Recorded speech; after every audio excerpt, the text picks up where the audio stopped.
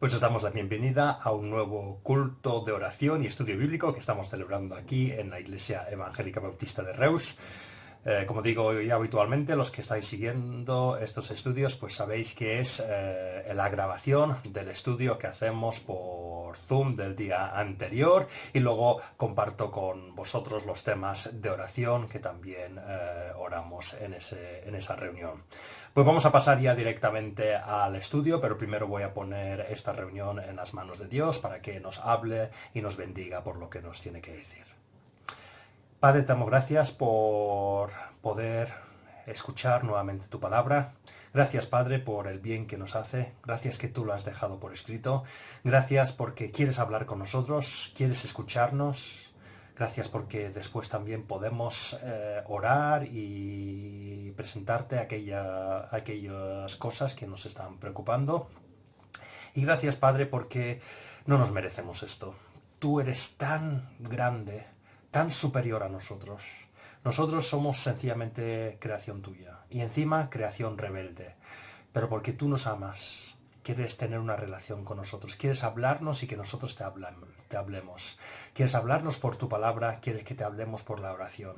Gracias, Padre, por esa bendición, ese gran regalo que es tener una relación contigo. Pues te pedimos ahora, Padre, que escuchemos lo que tú nos quieres decir.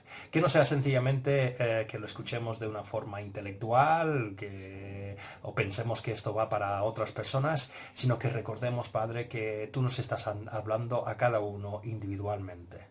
Y te pedimos, Padre, que al escuchar lo que nos quieres decir, que tú nos des esa humildad, no solamente de escucharlo, sino poner en práctica lo que tú nos pides. Pues todo esto lo pedimos en tu nombre. Amén.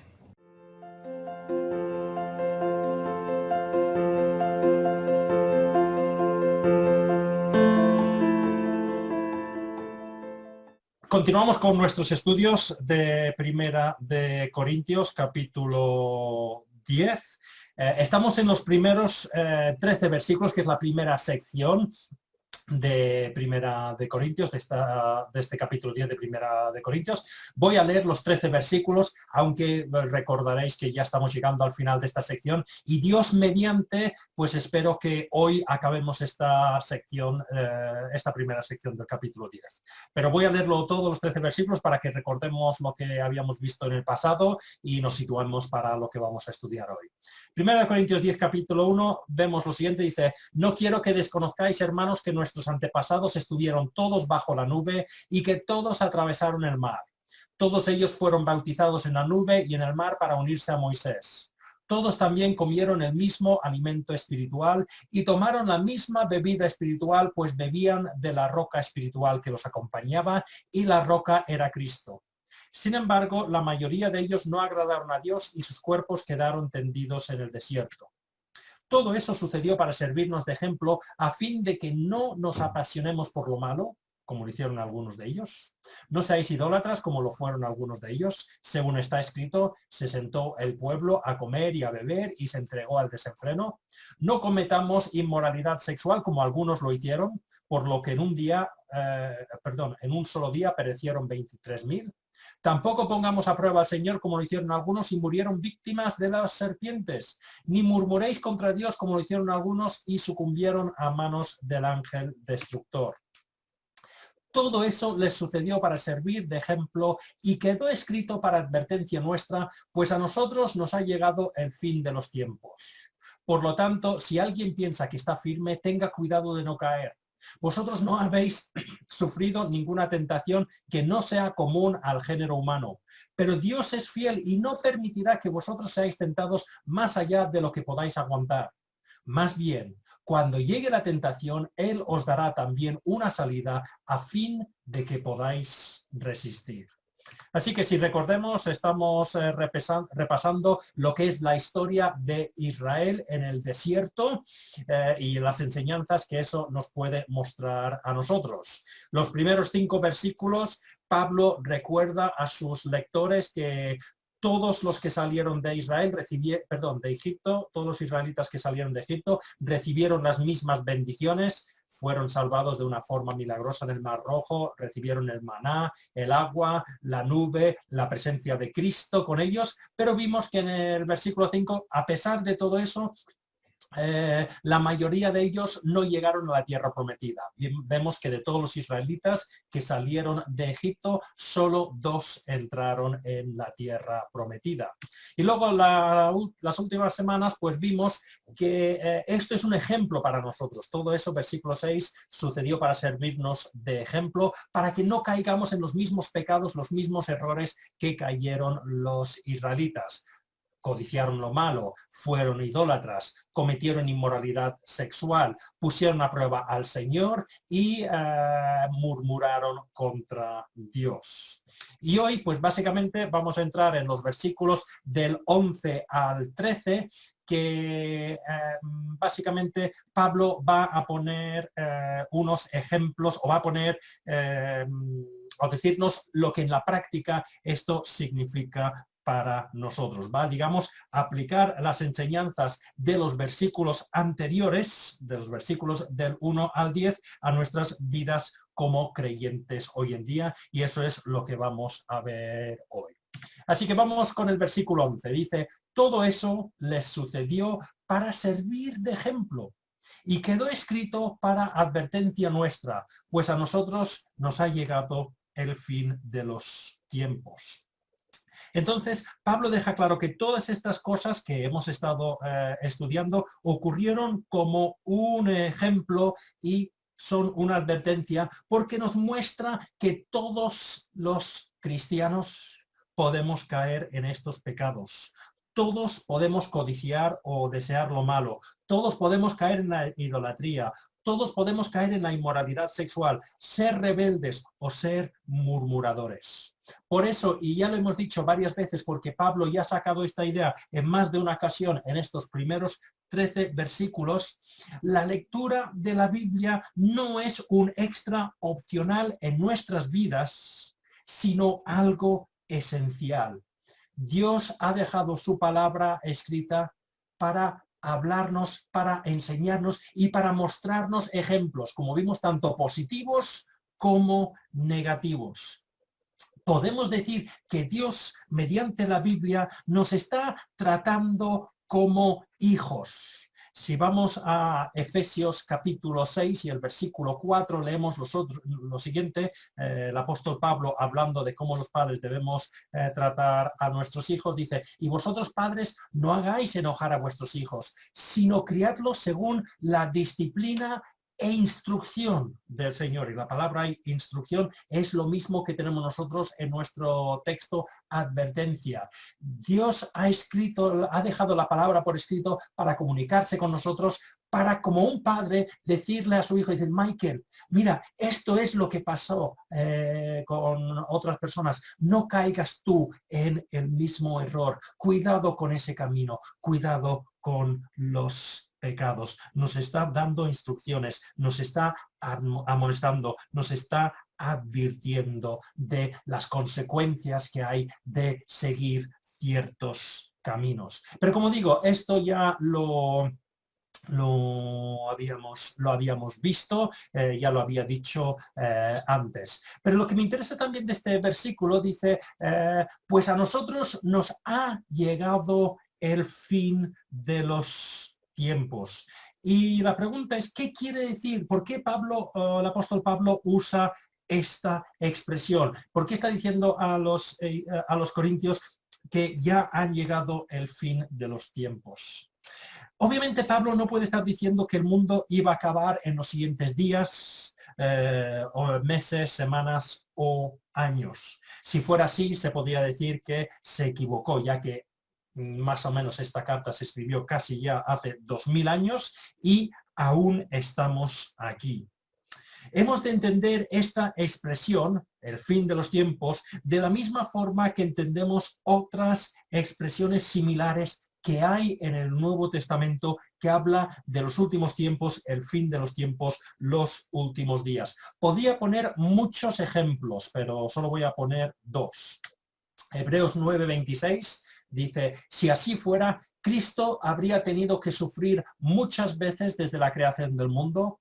Al contrario, ahora, al final de los tiempos, se ha presentado una sola vez y para siempre a fin de acabar con el pecado mediante el sacrificio de sí mismo. Dice, al final de los tiempos, vemos esa expresión otra vez. Y si vamos a Primera de Juan, capítulo 2 y el versículo 18, leemos, queridos hijos, esta es la hora final. Y así como vosotros oísteis que el anticristo vendría, muchos son los anticristos que han surgido ya. Por eso nos damos cuenta que esta es la hora final. Vemos aquí que Juan está hablando de la hora final. Pero debemos entenderlo bien. La Biblia presenta los últimos tiempos como un periodo que va entre la primera venida de Cristo y su segunda venida. Y aunque la Biblia nos deja claro que estamos en los últimos tiempos, desde que vino Jesús, no sabemos cuánto durarán estos últimos tiempos. No quiero entrar en el tema de la segunda venida aquí porque es un tema amplio y no es el tema que estamos tratando, pero la Biblia sí que deja claro que no es nuestro trabajo como cristianos estar intentando adivinar constantemente cuándo va a volver Jesús.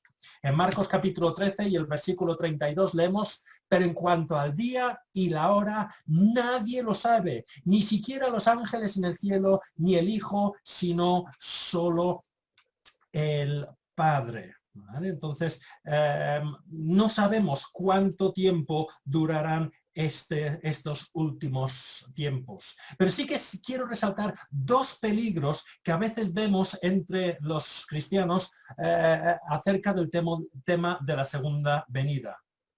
Uno de los peligros es que nos fijemos de una forma obsesiva en la segunda venida, en el sentido de estar intentando ahí decir, vale, pues hago un puzzle, intento adivinar o decir qué día va a volver Jesús. No estamos aquí para estar diciendo, oye, como ha llegado el COVID, es que Jesús, si no llega mañana, será pasado mañana. No estamos ahí para escuchar las noticias y cada vez que algo pasa en Israel o en Oriente Medio, decir, no, esto está profetizado en la Biblia y significa que el Señor va a venir aquí hoy. Una obsesión incorrecta de esta forma con la segunda venida puede hacer que no estemos dando el testimonio correcto. Por ejemplo, no lo estamos estudiando, sabéis muchos que estoy compartiendo algunos estudios sobre los tesalonicenses. En el capítulo 5 que estamos estudiando ahora no es el tema principal, pero sí que vemos ahí que entre ciertos sectores de la iglesia había unas ideas incorrectas acerca de la segunda venida y habían personas que estaban diciendo, como Jesús, y yo estoy seguro que Jesús va a venir, si no es mañana, será pasado mañana, pues voy a dejar de trabajar y voy a dedicarme a lo espiritual. Y Pablo les tiene que decir, no, tenéis que trabajar, no estáis dando el testimonio correcto, porque ahora tenéis que vivir o de personas en la iglesia o de vuestras propias familias. Así que vemos que algunas veces podemos tener unas ideas o una obsesión incorrecta con la segunda venida y nosotros no estamos llamados a estar, como he dicho, intentando adivinar cuándo vendrá Jesús. Jesús ya lo ha dejado claro en este versículo, que no nos toca a nosotros saberlo. Nosotros somos llamados a vivir de una vida santa, entregada a Dios y de esa forma glorificar a Dios y dar testimonio acerca de Él. Pero ese es uno de los peligros que puede haber con la segunda venida. Pero creo que es un peligro menor. Creo que el mayor peligro que tenemos con los cristianos es que en cuanto el día y la hora nadie lo sabe, pues no me interesa el tema. Vamos al otro extremo. Y Jesús no dice, bueno, como no se sabe nada de la hora y ni del día, pues dejarlo. No. Si continuamos leyendo Marcos capítulo 13 y a partir del versículo 33 dice, como no sabéis cuándo volveré, estad alerta, vigilad, porque no sabéis cuándo llegará ese momento. Es como cuando un hombre sale de viaje y deja su casa al cuidado de sus siervos, cada uno con su tarea, y le manda al portero que vigile. Por lo tanto, estad despiertos porque no sabéis cuándo volverá el dueño de la casa, si al atardecer o a la medianoche, o al canto del gallo o al amanecer. El hecho de que no sepamos cuándo vuelve Jesús no significa que debemos desentenderlo. No sabemos cuándo va a volver Jesús, pero sabemos que estamos en los últimos tiempos. Entonces, yo no puedo decir que Jesús volverá esta noche, pero sabiendo que vivimos en los últimos tiempos, tampoco puedo decir Jesús no volverá esta noche. Por eso Jesús está diciendo, estad alerta, puedo volver en cualquier momento. Y demasiadas veces los creyentes caemos en este segundo peligro de pensar, bueno, esto no tiene nada que ver conmigo, esto quizás pase, llevan muchos años esperando esto, y quizás ni pase durante mi vida, quizás cuando el Señor vuelva ya haya muerto. Y comenzamos a centrarnos en otras cosas. Es que, bueno, ya me preocuparé por eso de estar alerta cuando he acabado estos estudios o cuando haya conseguido este trabajo, me haya comprado esta casa, o me haya casado, o haya tenido hijos o nietos, lo que sea. No, el Señor nos está diciendo, como estáis en los últimos tiempos y no sabemos cuánto durarán esos últimos tiempos, pues estemos en alerta constante. Y me gustaría compartir con vosotros unas palabras que un americano, John Bloom, dice acerca de estar esperando o tener las ideas claras. Usando Hebreos 11, dice, hace 4000 años nuestros antepasados en la fe comenzaron a vivir como extranjeros y peregrinos en la tierra. Si vemos Hebreos 11:13, habla de que vivían como extranjeros y peregrinos, no como personas que decían, aquí me quedo para siempre, sino estoy aquí de paso. Dice una cosa interesante, eso fue 2000 años antes de que Jesús viniera a inaugurar los últimos días. Así que las personas que no vivían en los últimos tiempos ya vivían como extranjeros y peregrinos. Y nosotros, la iglesia del siglo XXI, que vivimos 2000 años después de su llegada, no somos menos extranjeros y peregrinos, porque también nosotros debemos, y usando Hebreos 11:16, anhelar una patria mejor, es decir, la celestial, y por desgracia muchas veces no la anhelamos, no vivimos como si el Señor puede volver esta noche o nos puede llamar a su presencia. Estamos tan metidos en nuestras cosas del día a día de aquí que no estamos viviendo como vivían gente como Moisés, que no vivían en los últimos tiempos, pero vivían viviendo como son extranjeros y peregrinos. Y dice, John Bloom acaba estas palabras con, y estaremos ahí pronto, antes de lo que esperamos. Antes de lo que esperamos, ya estaremos con el Señor. Así que tengamos eso en cuenta.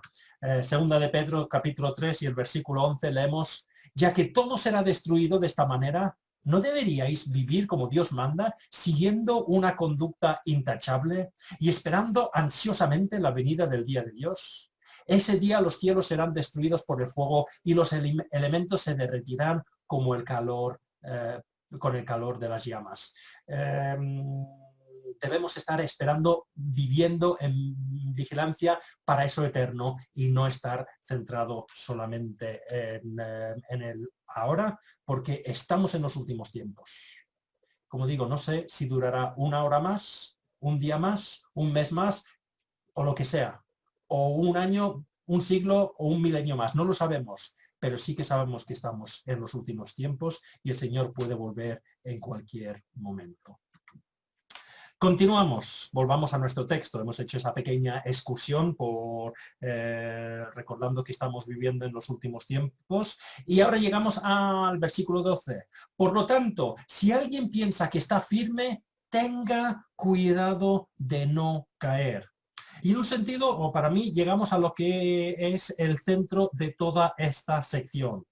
Pablo aquí está resumiendo lo que ha dicho en los primeros 11 versículos. Pero no solamente es el resumen de estos versículos, sino podemos decir que es el resumen de toda la sección que hemos estado estudiando.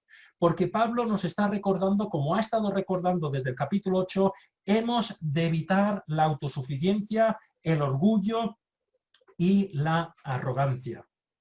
Recordemos nuevamente que desde el capítulo 8 hemos estado tratando el tema que enviaron los corintios a Pablo acerca de si se podía comer la carne sacrificada a ídolos. Habían personas que decían que no, que cuando se sacrificaba un animal a un ídolo, ese ídolo contaminaba la carne. Habían otros que se conocían como los cristianos o los corintios fuertes que decían, no, los ídolos no son nada, no va a afectar nada la carne si ha sido sacrificada a ídolos o no. Y en un sentido, Pablo contestó esta pregunta en los primeros versículos del capítulo 8.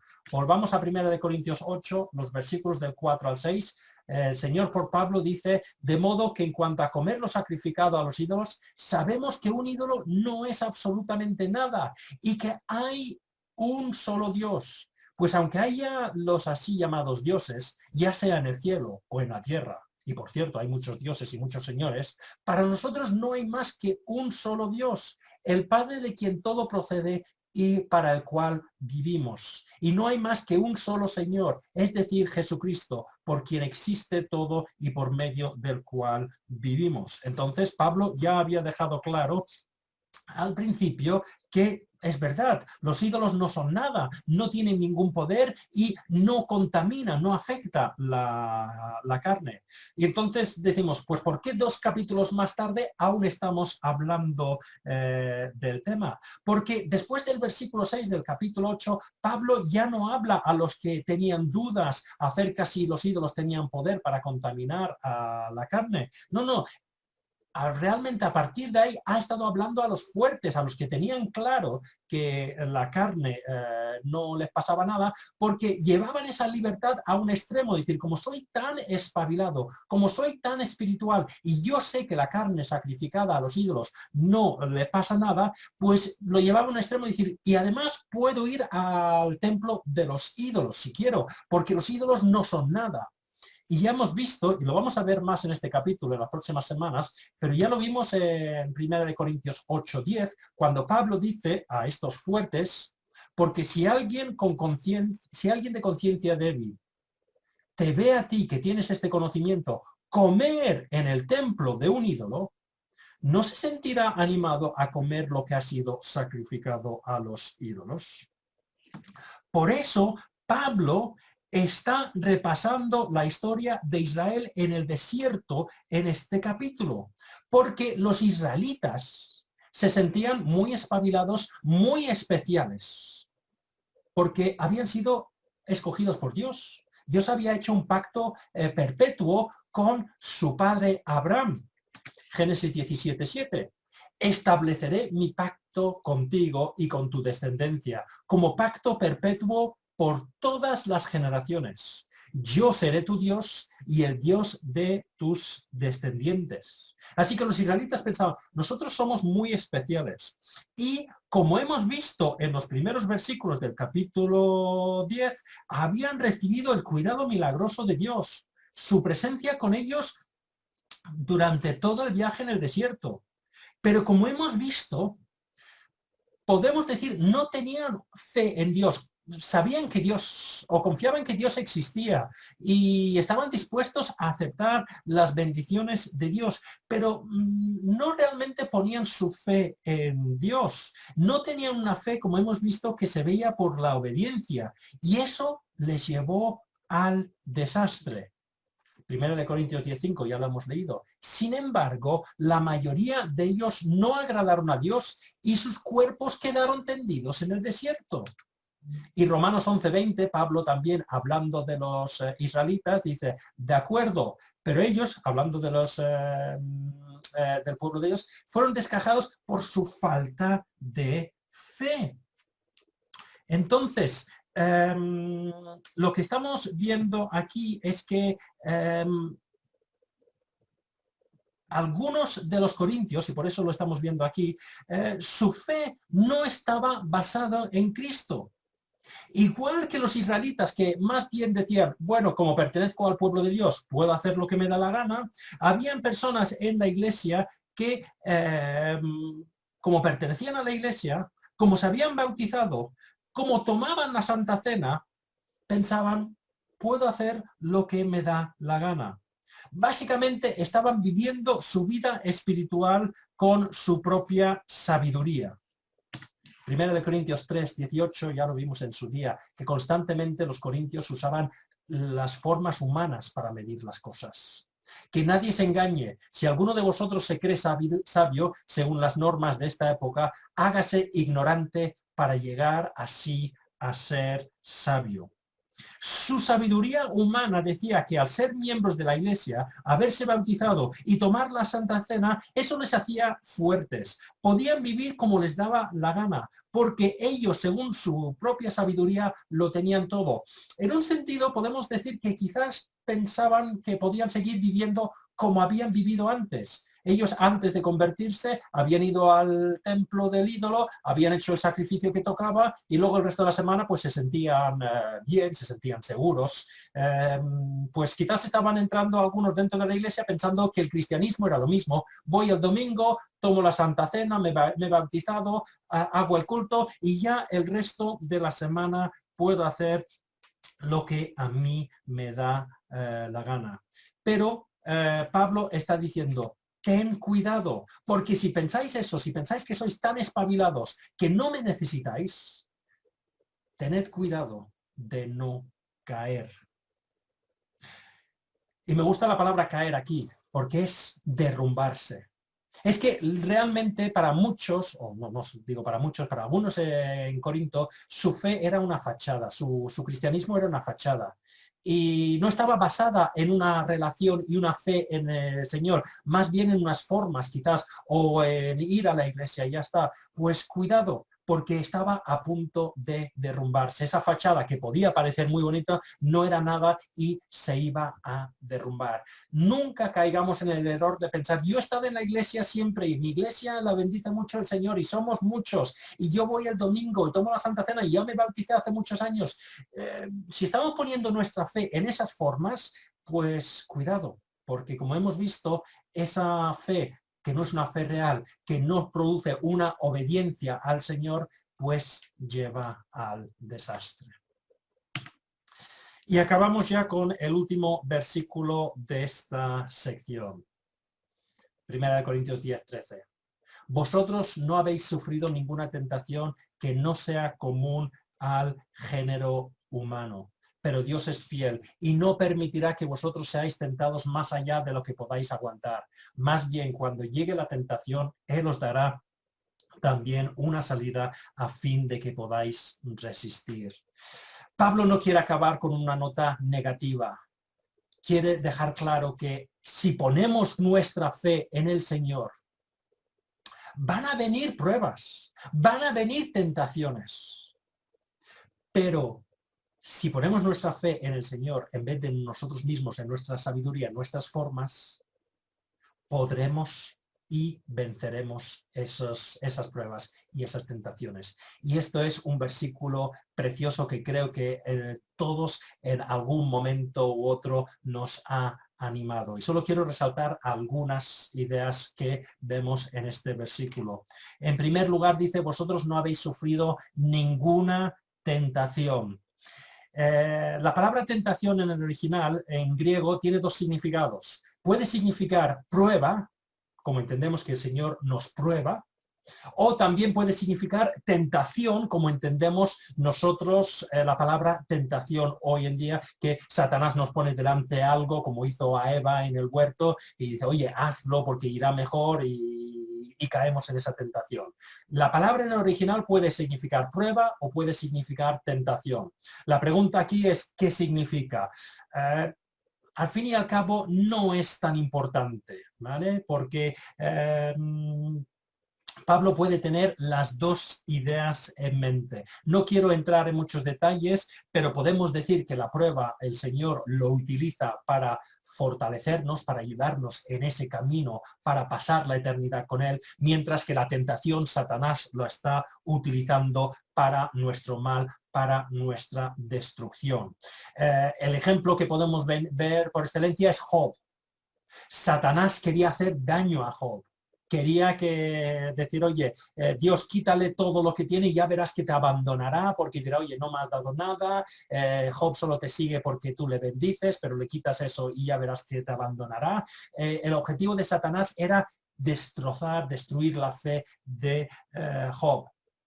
Pero vemos que Dios permite que Job pase esa prueba para fortalecerle, para ayudarle en su crecimiento. Por eso Job, después de pasar por todo lo que pasa, puede decir, ahora te conozco de verdad, Señor. Antes te conocía de oídas, pero al final él dice, ahora te he visto, ya sé de verdad cómo eres y confío en ti. Y vemos que Dios es tan poderoso que incluso los planes malos que Satanás tiene para nosotros, Dios es tan poderoso que cambia eso para que redunden para nuestro bien, como vemos en el caso de Job, como vemos en Romanos 8, donde nos dice que todo lo que pasa en nuestra vida, en la vida del cristiano, es para nuestro bien. Así que ahí la primera cosa que quiero resaltar. Pero la segunda cosa dice, vosotros no habéis sufrido ninguna tentación que no sea común al género humano. Este versículo en el original, quizás a la hora de traducir, quizás no lo vemos tanto, pero el versículo en el original indica que nunca a nadie le ha venido ni le vendrá una prueba que no sea común al ser humano. Lo que está diciendo es que no vendrá nunca nada a nuestras vidas que como seres humanos no podamos superar, obviamente con la ayuda de Dios, como veremos a continuación. Y me gusta el comentarista Hendrickson que dice lo siguiente, dice, el único ser humano que ha soportado una tentación o una prueba que no es común a los hombres fue Cristo en la cruz, donde cargó con todos nuestros pecados, con todo nuestro dolor, donde fue separado de una forma total y rechazado por su Padre porque cargaba con nuestros pecados.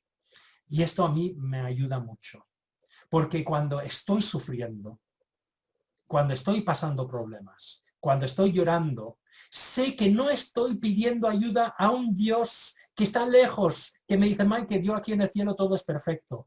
Yo no sé lo que es el dolor, yo no sé lo que son las lágrimas, no sé lo que es el sufrimiento, no sé lo que es perder a un ser querido. No. Jesús dice, Michael, sé lo que estás pasando, porque yo he pasado por eso y mucho más. Y eso me anima en el camino de que tener a Jesús a mi lado y saber que Él sabe lo que es el dolor, Él sabe por lo que estoy pasando. Y continúa, vosotros no habéis sufrido ninguna tentación que no sea común al género humano, pero Dios es fiel. Sabemos que no sufriremos nada que no sea común a los hombres porque Dios es fiel. La Biblia muestra constantemente la fidelidad de Dios. Dios no cambia de parecer, no miente, no dice, Michael, lo siento, esto no me lo esperaba, o te hice la promesa, pero no tengo la fuerza para cumplirlo. No, Dios sabe todo, tiene todo el poder. Así que cuando Él promete que no hemos sufrido y no sufriremos, como veremos a continuación, ninguna prueba que no sea común al género humano, que no nos va a superar, pues podemos confiar en que sus promesas siempre se cumplen. Deuteronomio 7:9. Reconoce, por tanto, que el Señor tu Dios es el Dios verdadero, el Dios fiel que cumple su pacto generación tras generación y muestra su fiel amor a quienes lo aman y obedecen sus mandamientos. Generación tras generación. Las promesas que vemos en la Biblia no los dice, oye, esto solo es para los corintios. No, es para todos los cristianos, no importa cuándo vivimos ni dónde vivamos.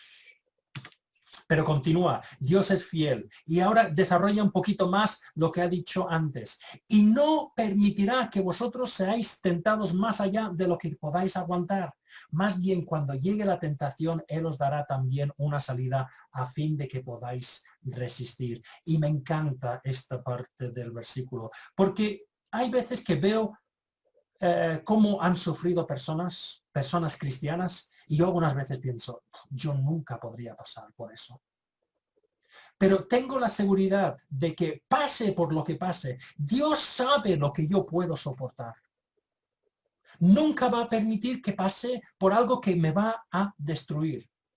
Y si estoy pasando por una prueba, el Señor sabe que puedo pasar por eso, porque Dios tiene todas las pruebas bajo control. Y eso lo vemos en Job. Job capítulo 1 y el versículo 12, ya hemos dicho que Satanás fue a Dios y le dijo, oye, Job es buena persona porque le bendices, quítale todo y tú verás que te acabará abandonando. Y Dios dice, muy bien, le contestó el Señor a Satanás, todas sus posesiones están en tus manos, con la condición de que a él no le pongas la mano encima. Dios controla y dice, vale, hasta aquí y no más, porque en este momento yo sé lo que puede aguantar Job. Y todo el libro de Job, cada vez que Satanás dice, pues vamos a hacer esto, Dios le pone un límite, dice, ahora, dice, sí, si se enferma ya verás cómo te dejará. Pues Dios dice, le puedes tocar con una enfermedad, pero no le puedes quitar la vida. Siempre está poniendo límites, porque Él sabe lo que podemos soportar, Él lo controla todo, para que finalmente redunde para nuestro bien. Pero dice otra cosa que también es precioso. Más bien, cuando llegue la tentación, Él os dará también una salida a fin de que podáis resistir. No dice, bueno, he puesto unos límites, lo vas a poner, lo vas a pasar mal, Michael. No, está ahí con nosotros en la prueba, mostrándonos cómo podemos derrotar esa prueba, cómo podemos derrotar esa tentación. Y voy a poner un ejemplo que hemos visto en estos versículos que hemos ido estudiando. Es un ejemplo del viaje de los israelitas por el desierto. Recordad que la primera vez que los israelitas llegaron a la tierra prometida, enviaron 12 espías para mirar la tierra. ¿Vale? Dios había dicho, entrad en la tierra, ya es vuestra, os lo doy, conquistadla. Así que enviaron 12 espías para ver cómo es la tierra. Y los 12 espías volvieron y dijeron, la tierra es preciosa. Pero 10 de los 12 espías dijeron, pero es que no lo vamos a poder conquistar. Las ciudades están muy fortificadas, los ejércitos ahí son muy poderosos, no vamos a poder conquistar, nos van a matar. Y comenzaron a quejarse y decir, oye, ¿sabes qué? Mejor muramos en el desierto, o aún mejor, cojamos a alguien que nos vuelva a llevar a Egipto. El Señor sabe que tenemos miedo muchas veces. Y Él, en esta situación, incluso cuando están ahí a punto de rebelarse, usa a 2 de los espías, a Josué y a Caleb, para decirles, no os centréis en el problema. La salida es centraros en Dios. Números 14 y el versículo 6, ahí estaba también Josué, hijo de Nun, y Caleb, hijo de Jefoné, los cuales habían participado en la exploración de la tierra. Ambos se rasgaron las vestiduras en señal de duelo y le dijeron a toda la comunidad israelita, la tierra que recorrimos y exploramos es increíblemente buena. Si el Señor se agrada de nosotros, nos hará entrar en ella. Nos va a dar una tierra donde abundan la leche y la miel. Así que no rebeléis contra el Señor ni tengáis miedo de la gente que habita en esa tierra. Ya son pan comido. No tienen quien nos proteja, porque el Señor está de parte nuestra. Así que no les tengáis miedo. El Señor está utilizando a Josué y a Caleb para decir, oye, no os centréis en el problema. Centraros en el Señor que nos libró de Egipto, el Señor que nos ha guiado por el desierto, Él nos va a dar la tierra. Entonces vemos que tenían un plan de salida. El problema, si leemos el resto de la historia, es que no miraron eso. Siguieron utilizando su propia sabiduría y se rebelaron contra el Señor y se negaron a entrar en la tierra prometida. Entonces, cuando llega la prueba, la tentación, Él también nos da la salida, está ahí con nosotros. Cuando yo tengo miedo en medio de la tormenta, en medio de la tentación, el Señor me está diciendo, Michael, mírame a mí, no mires el problema, no mires la tentación, mírame a mí, hay una salida por aquí. Y eso nos debe animar constantemente. Así que hemos acabado esta primera sección de Primera de Corintios. A partir del versículo 14, Pablo ya va a hablar ya más del tema práctico que están viviendo los corintios y les va a decir, oye, tened cuidado de ir a los templos paganos, y va a dar unas cosas prácticas tocando el tema de la carne sacrificada a los ídolos. Pero esta sección hemos de preguntarnos, ¿estamos viviendo de rentas? Estamos diciendo, yo ya lo tengo todo. Y yo es que llevo en la iglesia mucho tiempo, y estamos poniendo nuestra fe en las formas, en la iglesia, en el bautismo, en la Santa Cena, en vez de poner nuestra fe de verdad en el Señor y mostrar obviamente esa fe por la obediencia. Porque eso es lo que nos está mostrando aquí. Los únicos de los israelitas que mostraron su fe por la obediencia fueron Josué y Caleb.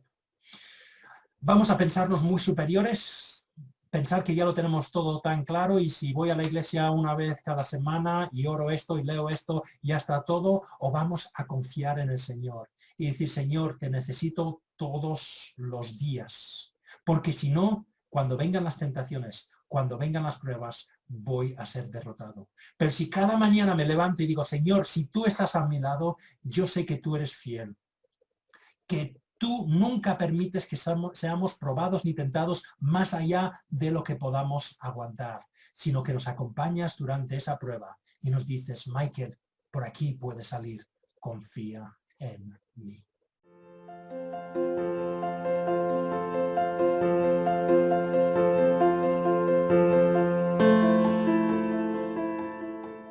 Pues vamos a pasar ahora a un tiempo de oración. Voy a compartir algunos de los temas generales por los cuales estuvimos orando en el culto. Van a salir ahora en pantalla.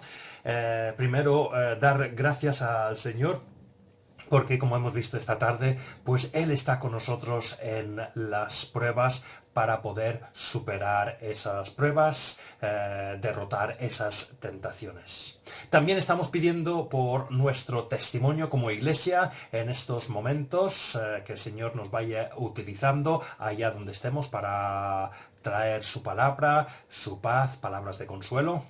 También estamos orando por los cultos y sentimiento de iglesia en estos momentos que quizás no podemos hacer tantas actividades dentro de la iglesia, pues que sigamos teniendo esa preocupación los unos por los otros, de estar orando los unos por los otros y estar preocupándonos los unos por los otros. Seguimos orando para que el Señor nos ayude a terminar ya el proyecto de obras que ya está en la última fase.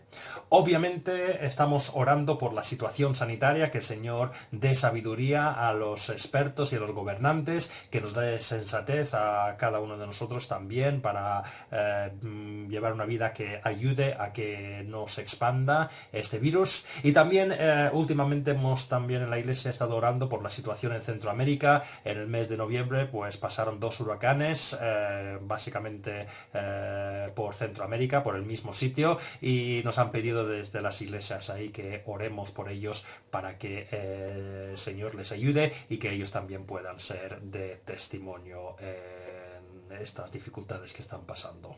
Pues voy a pasar ahora el vídeo para que podamos orar por estos temas, y también pues los temas más particulares que hemos estado compartiendo, pues podemos dedicar un tiempo ahora a la oración.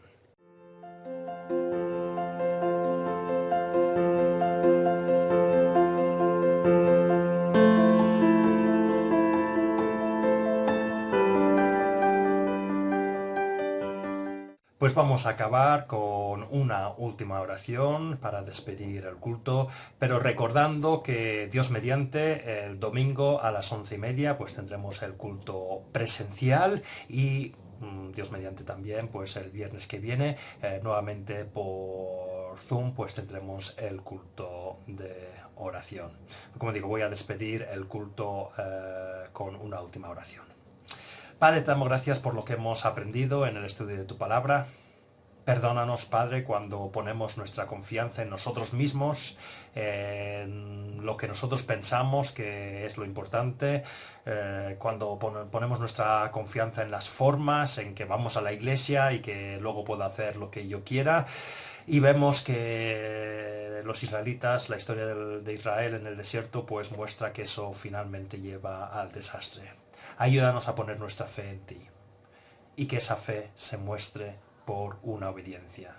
Porque sabemos que van a venir pruebas, van a haber tentaciones. Pero gracias, Padre, porque al estudiar esta palabra nos damos cuenta que si tú estás a nuestro lado, si ponemos nuestra fe en ti, tú estás ahí. Nunca vas a permitir que seamos probados, tentados más allá de lo que podamos soportar. Tú lo controlas todo. Y también sabemos que tú estás ahí a nuestro lado, diciéndonos, fíjate en mí, que yo soy más poderoso que la prueba, soy más poderoso que la tentación. Ayúdanos a confiar en ti siempre, Padre, y a vivir una vida que glorifique tu nombre. Gracias, Padre, porque hemos podido entregarte todos aquellos temas que nos preocupan. Gracias, Padre, porque ya has respondido temas que ya habíamos puesto en tus manos. Y gracias, Padre, porque con esa confianza de que tú eres el Dios de todo amor y el Dios todopoderoso, sabemos que todas esas peticiones que hemos puesto en tus manos, pues tú los contestarás según tu voluntad, que siempre es lo mejor.